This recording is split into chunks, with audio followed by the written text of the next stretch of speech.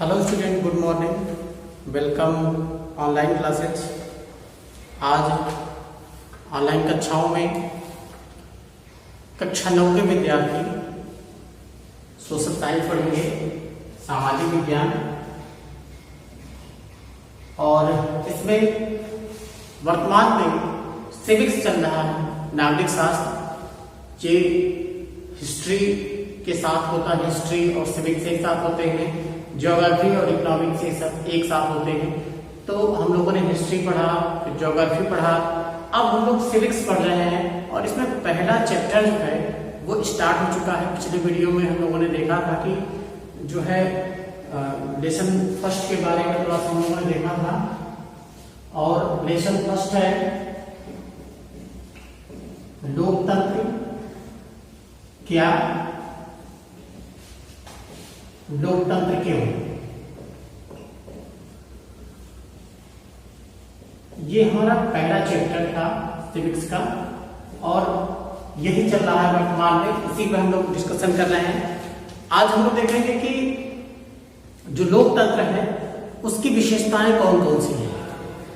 लोकतंत्र में क्या आवश्यक होता है। हम लोग जानते हैं कि लोकतंत्र जो है वो लोगों का शासन होता है। लोकतंत्र में जनता जो शासन करती है वो अपने प्रतिनिधियों के माध्यम से करती है। जनता के चुने हुए प्रतिनिधि जो है वो शासन में अपनी सहभागिता करते हैं। तो इस तरह से ये लोकतंत्र है, और जनता जो है वो प्रत्यक्ष या अप्रत्यक्ष रूप से जो है वो इन्हें, सरकार को यानी शासन को चुनती है। लोगों द्वारा चुने गए शासक ही जनोपयोगी महत्वपूर्ण कार्य करते हैं या निर्णय लेते हैं। लोकतंत्र में चुनाव जो होता है वो जनता को एक ऐसा अवसर उपलब्ध कराता है जहां पर निष्पक्ष मतदान द्वारा सरकार को जनता चुन सकती है। चुनाव का यह विकल्प लोकतंत्र में सभी लोगों को समान रूप से उपलब्ध है। एक व्यक्ति, एक वोट और एक मूल्य के सिद्धांत पर हमारा लोकतंत्र कार्य करता है।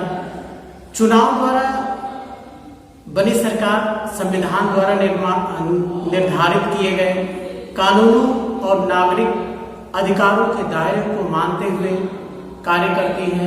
यानी जितने भी निर्णय होते हैं, जो भी सरकार के कार्य होते हैं, वो सभी कार्य जो है वो संवैधानिक दृष्टि से किए जाते हैं। संविधान को ध्यान में रख करके किया जाता है। कोई ऐसा कार्य नहीं होता है जो संविधान से हट करके हो।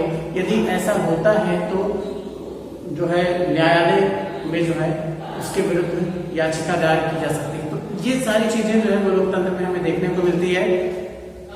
और लोकतंत्र की जो हमें फर्स्ट विशेषता मिलती है, अब यहाँ हम लोग लोकतंत्र की विशेषता देखेंगे कि लोकतंत्र की विशेषता क्या है।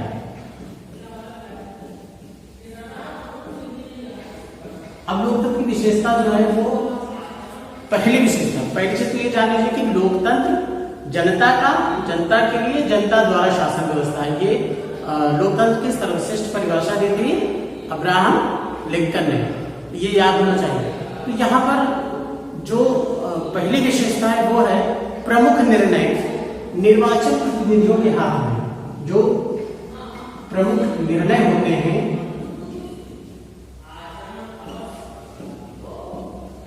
वो निर्वाचित प्रतिनिधियों के हाथ में होते हैं।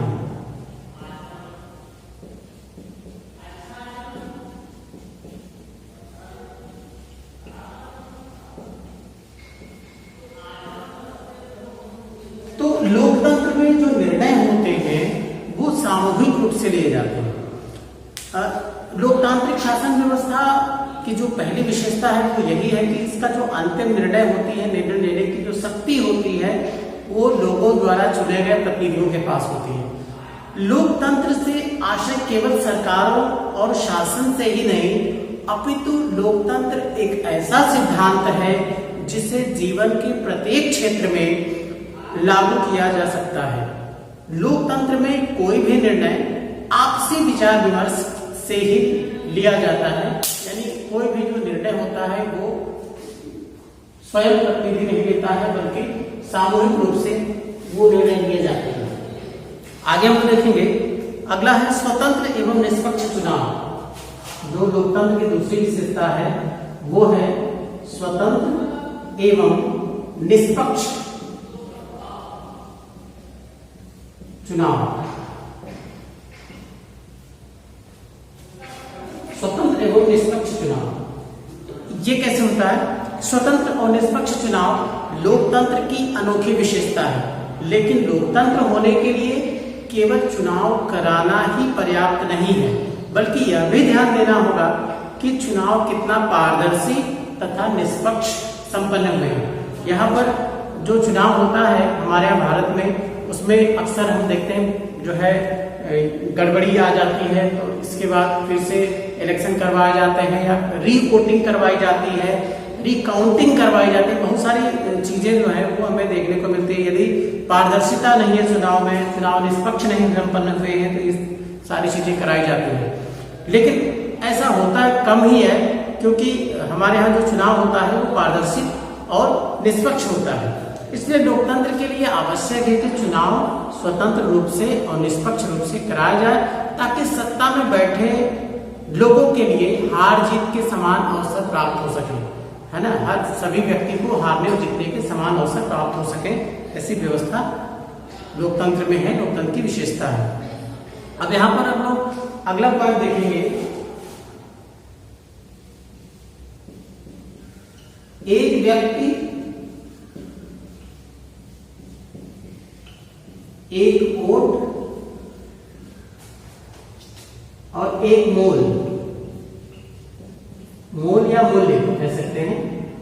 यानी हमारे देश में हर व्यक्ति को जो वयस्क है, जिसकी आयु 18 वर्ष पूरी हो चुकी है, वो मत देने का अधिकार उसको मिल जाता है, वो वोट डाल सकता है। लेकिन अब यहाँ पर एक व्यक्ति केवल एक ही वोट डाल सकता है ना, और उस व्यक्ति का जो मत का मूल्य होगा वो समान होगा, वो चाहे जिस वर्ग का, जाति का, धर्म का, अमीर हो, गरीब हो, चाहे जैसा भी व्यक्ति हो, हर व्यक्ति के वोट का जो मूल्य होता है, जो कीमत होती है, वो समान होती है, सेम होती है। तो लोकतांत्रिक शासन व्यवस्था में हम देखते हैं कि जो सार्वभौमिक वयस्क मताधिकार के साथ हर व्यक्ति जुड़ा हुआ है, इस अधिकार को लगभग सभी देशों में अपना लिया गया है। लोकतांत्रिक राजनीतिक समानता के सिद्धांत पर आधारित है।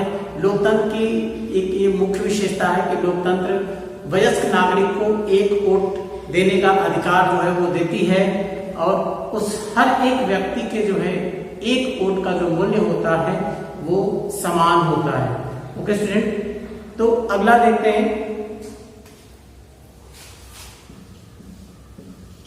वो है कानून का राज तथा अधिकारों का आदर।